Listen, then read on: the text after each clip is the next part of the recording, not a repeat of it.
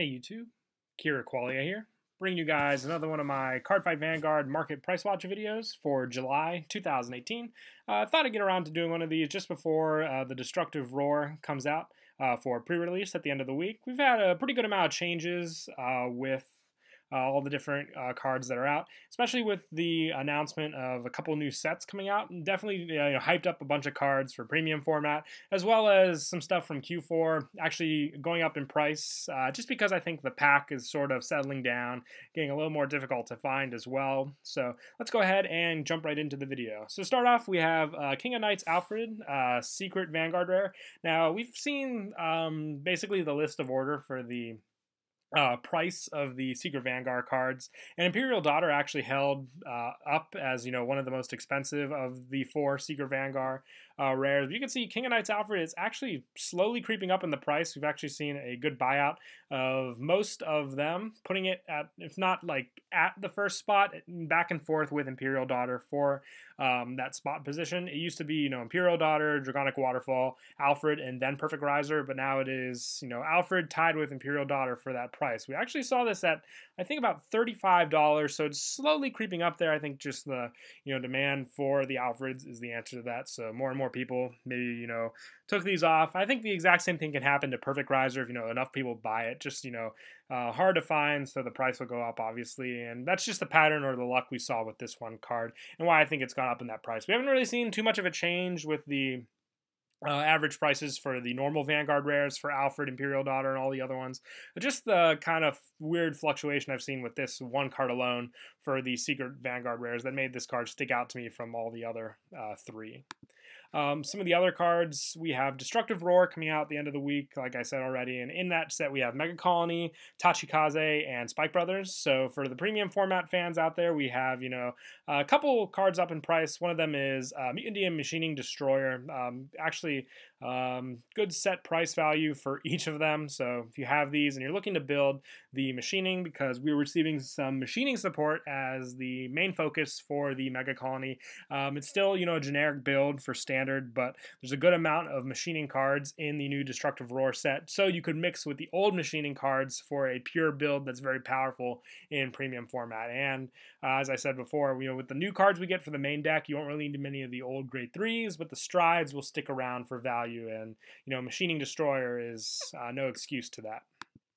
Some other trends I see following, if you want to get ready for Dimension Police when the Asia qualifiers set comes out in August, pick up your Dimensional Robo strides now. You can see that Die-Earth is a little downways in price. Same with Daikaiser Lion, or Leon, I think is the name of the other stride. If you we have a full stride zone set for Dimension Robos, and their prices aren't too bad at the moment. They might jump up a bit the closer we get to the set, like I said. So if you're looking to pick them up for premium format, definitely grab them now, because they'll be heavily needed for sure, with Great Dayusha and Dayusha being the main grade 3s for standard. They'll most likely be used just as much for the premium format.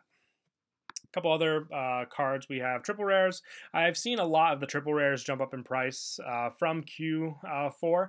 A lot of them sticking around the $7 range, but you get 3 triple rares in a box. So if you're able to pull all 3 $7 triple rares, Circle Magus being one of them. I think the others are like Soul Saver Dragon, Berserk Dragon. Good odds in your favor there. Some dollar ones include Silent Tom, but if you're playing with the luck, there's a majority that you will pull the high price ones, including Circle Magus and CEO Matarasu, close to the $5 range as well. Just good value overall in the Q4 box. So even if you're going to invest in a box, that's one definitely to go for, because with the triple rares and the Vanguard rare, you'll definitely make your money back if you stick to the $40 to $45 price range for your box.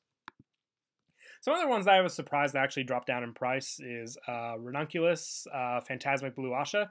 We did get revealed some Neonectar support coming out later in the year for Card Shop Psy with their support, and they actually showed Musketeer support for the Neonectar, meaning that's kind of the hyped up sub-archetype for subclan for Neonectar, and not so much Asha's. That's more of the G format. I remember seeing this card in the $20 price range, drop down now. We're seeing $6 on average for each, which is quite insane for some of the prices we've seen for Asha before, you know, the G format kind of came to an end, obviously. But if you got rid of them at the time, lucky you. They've dropped. I don't know if they'll fluctuate like Alt Mile kind of has, but I can kind of see that happen more with the strides than the actual stride Asha in this kind of trend. Excuse me. Another one that's kind of dropped is Perfect Performance. Angie, the Bermuda hype, like I said before, has died down. It was bound to happen, and it always shoots back up if we ever get announced another Bermuda set or what they're going to do with Bermuda Triangle. But I remember seeing Angie at $100 when Prismatic Diva, when the latest one, not Prismatic Diva, came out. And I think it was Divas Festa, yeah, that's it. And she was really up there at a time, but, you know, back down almost $50, but definitely not the $100 range anymore. Like I said, that hype's died down. People are moving on to other decks. The SP Bermuda cards are still holding some pretty good prices, but the normal ones, you know, less and less people play G and get ready for premium. If we don't have any Bermuda support for premium, it just gets harder and harder to build a powerful deck that'll keep up with all the decks that are getting support.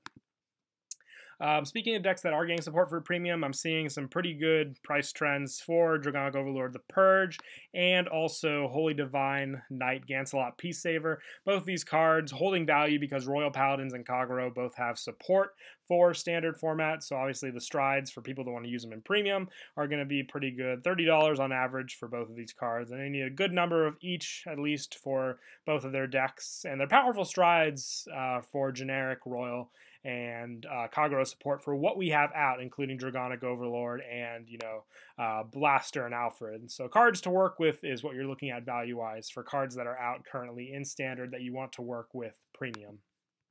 A couple other ones, Poison Sickle Mutant Deity Overwhelm and Great Villain Dirty Picaro, along with the other cards we're getting in the Destructive Roar. These cards, I believe, were confirmed along with Gluttony Dogma to be box toppers when we get those boxes, meaning, you know, if people wanted them. They used to be quite expensive just to work with those stride decks, but now they'll be easier to get as box toppers, so you're seeing their prices go down. I remember seeing Picaro in the $25 range at one point, and Poison Sick was actually $60 when it came out, but you know, these prices are definitely dropping just because they're going to be easier to get and people are trying to get rid of them. So try and get rid of them as best you can now. I know there'll be those people that want, you know, the gen rare versions compared to whatever the box top versions are going to be. Hopefully foil. I know they've been keeping that trend, but the box topper promos we got with Q4 were common, but not as, you know, highly sought out. Plus, you know, there were 4 of each in the box toppers. These, I believe, will get 1 of each with each box. So still a little difficult to grab each one. So I'm seeing still single dollar range probably for them, maybe $5 to $6 to $7 each, depending on how, you know, needed they are for the premium decks, which all 3 are obviously going to be used with the new premium support. Just depends on what's hard to pull, obviously, and hopefully the ratios will be the same with each case that we get. Excuse me. Moving on is some crazy support. We know we're getting Ezel support for Corrin in the Card Shop Psy booster pack. So Ezel support's actually jumping up in price as well. Mithril Ezel back up there again. I think I remember seeing it, you know, as a lower price, but definitely shot up again just because we have strides that'll work with, you know, the new Blond Dazzle that we receive. Speaking of, I'm surprised to see the normal Blond Dazzle in the $5 range, since I believe we will receive Incandescent Lion Blond Dazzle as the grade 3 unit in that booster pack, so kind of outdating this one when we want to use the new one, obviously. But another one that is receiving support, Flame Wind Lion Wonder Ezel. It works with you know, searching for Ezel and riding it, so being able to do that with the new Ezel that will most likely have the imaginary gift marker with this card. It's just incredible fast speed pressure that you can put on your opponents, so definitely hyped up for this card, and will definitely obviously be used in the deck for people that want a fast grade 3 ride to grab that card out. So especially if we end up getting, you know, both Platina Ezel and Ezel as the grade 3s for the Gold Paladin deck, this will just make this card all the more better for sure. And also Ravenhaired Dazzle. Now this card from a Revival collection I think is actually one of the most expensive cards in the Revival collection at the moment. I think it was the result of a buyout, obviously. But, $10 range for these cards. I know they dropped before and were single digits, but shot back up, obviously, and people went crazy thinking, oh, this is going to be a very good card to use with that Evisel support coming out. So definitely sought out, and if you have them, I would definitely move them now, or if you want to build the deck, hold on to them, see where the premium goes, depending on what grade 3s we receive. Same trend with I can see happening with the Musketeer strides and support. Cecilia, pretty much settled at this price for now. But there are some other Musketeer support that you might want to watch as well, whether it be the strides, perfect guards, depending on what we get. I don't think we'll receive a Musketeer perfect guard in the card shop side booster pack when we receive it, but we might receive some other Musketeer support for sure that'll help along with the deck. And just good to hold on to some of that stride support depending on what you're going to want and use when premium ideas come up with the support we receive. Same with the Celestial cards. I didn't see too many prices for big foil cards, but Sariel's always been that kind of card to be affected by prices, so it's just another one that might definitely be good staple support for Celestials. Who knows, we might even receive a Candle Celestial Sariel card in a new form. It might even be, like 10k or 9k power with an even better damage swap ability for standard. We'll just have to wait and see what Celestial cards they'll pull over for Angel Feather in that booster pack. Same goes for some of the other Celestials, like Adamantine Celestial, the Perfect Guard. We'll see. Maybe I believe they'll make Requiel the Perfect Guard draw trigger, so non-Celestial support, obviously. But this is all going just for, what you're going to want for premium mixes when you use your old Celestial support with the new cards we receive. And kind of just wrapping up the video, we have Barrier Dragons, Direc Oh Lord for the Engorge ability. Lightly played, you can see a $2 one, but still holding $5, which is not too bad for just a rare Perfect Guard. I think it's actually more than Savage Guardian, which is the Hollow Countercharge Perfect Guard from the same set that it came out in, which is quite crazy when you're seeing higher value in a rare, which is obviously a much better rare just to go off for your abilities and units that you'll use with the upcoming Tachikaze support. And same floral, Paladin Flogel. I've actually seen this card go up and down. It's high again in value, about $4 to $5 for each critical. Just using it with your Royal Paladin support definitely is powerful, and that's what I see is the main reason why this card's value is so high at the moment.